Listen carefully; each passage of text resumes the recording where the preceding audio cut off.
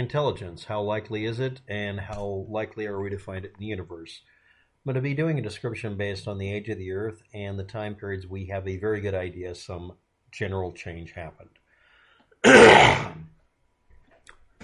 Solar system. 4.6 billion years BC, dust and gas clouds formed the Sun, Jupiter, Saturn, Uranus, and Neptune. They formed closer to the Sun, partially, and then got bigger as they moved out. 4.5 billion BC, most of the solar system's other planets had formed along with their moons, rocky planets. Things coalesce differently depending on the gas densities. 4.1 billion BC, the orbits of the giant planets shifted outward and collected more and more of the gases that were being pushed outward anyway, condensing them into planets based on ice and gas. 3.8 billion BC, late heavy bombardment of the planets and moons with water and organic material flowing in, or being dispersed within the solar system. This is the beginning of the building blocks on all the planets that became habitable, possible to live on for some form of life. 3.7 billion BC, Mars was habitable, but Earth already had signs of life. I'll be using that in a minute as well. 3.6 billion BC, the solar system became isolated from all the other stars over that period of time, finally. Almost exactly 1 billion years, the solar system had separated from other stars in the area. 3.5 billion BC, Mars was stripped of air and water due to solar winds and that sort of thing. It didn't have a magnetic field to keep it from being stripped. Planets and moons without magnetic fields had that happen. 2.5 billion BC, Earth started seeing photosynthetic organisms making oxygen. 2 billion years ago, Venus was habitable. 1 billion years later, it was stripped of air and water. That's billion, not million. A longer period of time than we have to look up the life on this planet that we would consider terrestrial. 500 million years ago, planets and moons without magnetic fields were all finally stripped of air and water unless it condensed or was buried underground as ice. Sentient just means able to sense things. Self-aware cognition and intelligence is required for us to truly respect most of the creatures that we look up. We like differentiating ourselves a little too much. At this point, we're going to call it our 4.5 billion year time scale of practicality here, roughly matching up when we simply had planet and moon form in general in the solar system. Life was detectable at 3.7 billion years. That's 1 out of 1.18 chance in time to have any life form on a planet. Seems pretty good odds. Something's 4.5 billion years old at the 3.7 billion year mark. Only a billion years on a planet after it's formed. 4 million years ago, million not billion, we found that there were bone tools that existed. It's somewhat debatable, but not much. Now we're at the point we have tool making and some idea that we have sentience and intelligent processing. That's a 1 out of our timing period we're dealing with here. That's a 1 in 1,200 chance. 3.3 million years ago, stone flake tools existed. And 2 million years ago, huts were being built. This shows purposeful behavior, nest building, but that's still not much different than a weaver bird, right? Or a squirrel. But that's a 1 in 2,250 chance.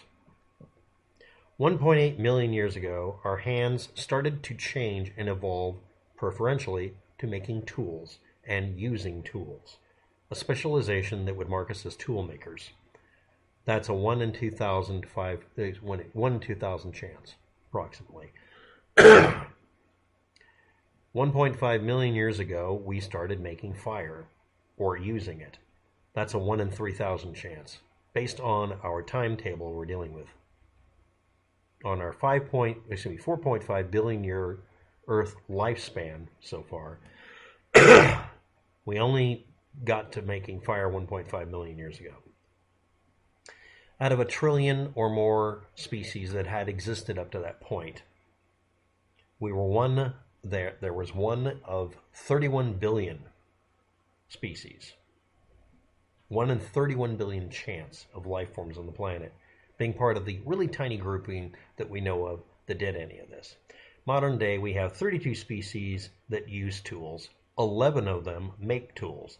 So if you find creatures that are able to use tools, you find that a third of them will try to make tools. We have lots of them. A simpler human-like self-aware cognition and intelligence would include creatures that we can identify easily. Primates like monkeys and such.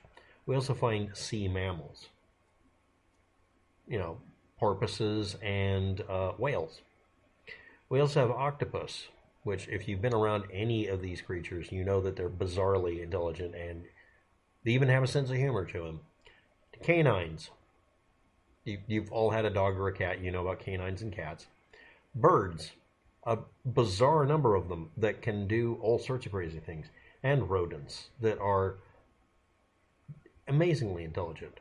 We're not even including, necessarily the ones that are great hunters. Just that they have to solve a problem and they find a way to do so. List of ones that are of note that I'm going to bring up. Elephants are known to create tools, like plugs for water holes to prevent them from evaporating. Lots of animals do this. Otters use rocks as tools and have been found to literally break rocks against each other to make specialized tools, not just locate them. Yes, otters were recently discovered making stone tools. Now, what do you think about that? Birds make hooks out of barbed wire or twine or twigs. Anything you can get their hands on, and have learned to make hooks for catching fish. Weaver birds build complex nests that in some cases we can't duplicate. We're not really sure how they do it. We're the smart creatures that are making carbon fiber, yada yada, but they're literally making nests that we don't know how to build. Prairie dogs can communicate grammatically in ultrasonic bursts of data and communicate arbitrary shapes and descriptive data, including color. The only reason we know about that is presenting them with something novel, they'll stare at it for a second, and then for the heck of it, basically say, what the heck is it? And then describe it because they can see some color. They'll describe the color and shape, and they have specific noises for square, round, and apparently triangle, and other shapes. They also have dialects, and they have a negative reaction when one of their own kind uses the wrong wording and essentially scold the person for having bad grammar. Some of them probably in the comment section. Parrots have learned conversational English and other languages.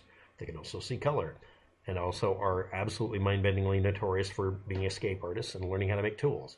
And yes, there is at least one case of one of these animals, I don't know which one, figuring out how to pick a lock. Not a particularly complicated one, but it still picked a damn lock. Some fish have made hunting spears to hunt. They figured out how to hunt with tools, including a particular type of fish that's figured out how to throw what would be the equivalent to a spear underwater accurately. As of this moment, again, repeating, we have 32 species that use tools, and 34% of them make tools. And there's a 1 in 31 billion chance of life currently existing having these abilities, and that's a basic estimate, on a planet where really there's 1 trillion or more species, many we don't know about, and many more than that that have existed on our little world, that the odds are against any of this happening, but it happened repeatedly. But how do we detect other planets? As of 1970, humanity was using 10 terawatts, 16 terawatts by 2010, average power consumption worldwide.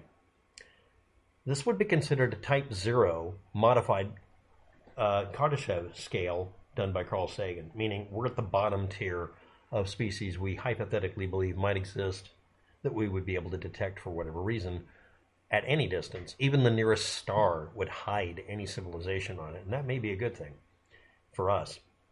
Based on power levels, a civilization is able to be detected by its waste energy. A high-tech civilization that does not waste energy would be undetected.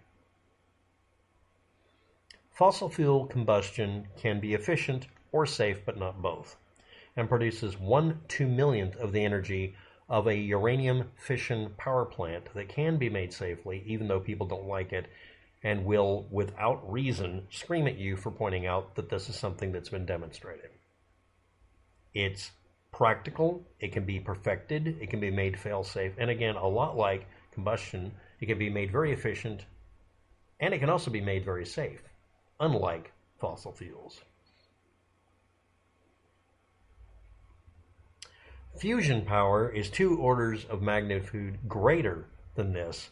It's plausible, maybe, but it's turned into a gigantic waste of time when we're literally sitting on a planet that's partially heated, besides the torsion on the planet from all sorts of forces. It's partially heated by uranium, and by nature we could just use what's called geothermal energy and just exploit it without having to build a damn thing. You just exploit the heat inside of the Earth. It's not that easy, but you get the idea.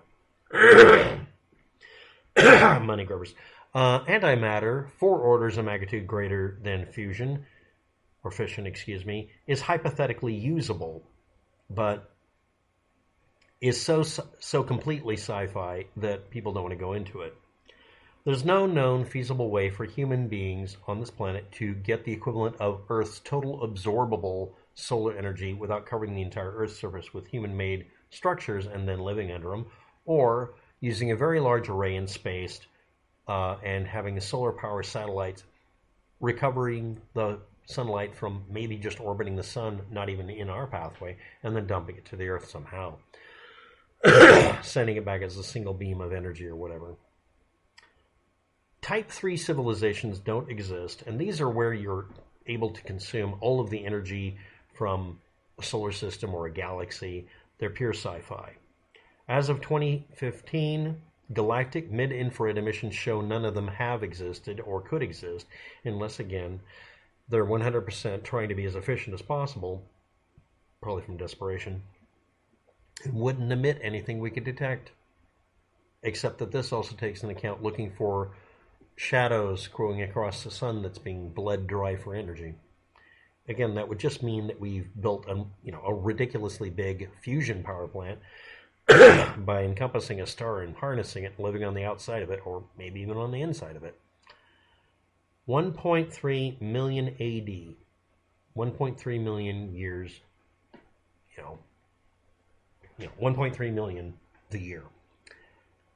Gliese 710 will pass by and disrupt this solar system's Oort cloud, causing another bombardment event.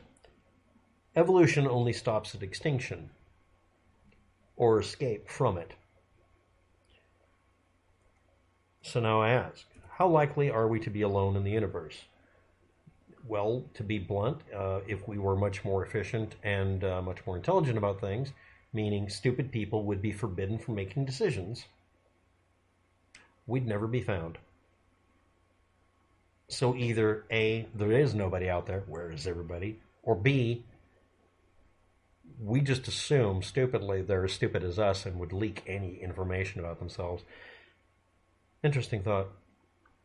But again, you're a 1 in 3,000 chance of being able to be the human who could create fire. But that's not that far from being what we are now. By the way, the advancement from 1.5 million years ago to today, most of that advancement happened in the last 500 years. Thanks for watching. Have a good day. Good luck.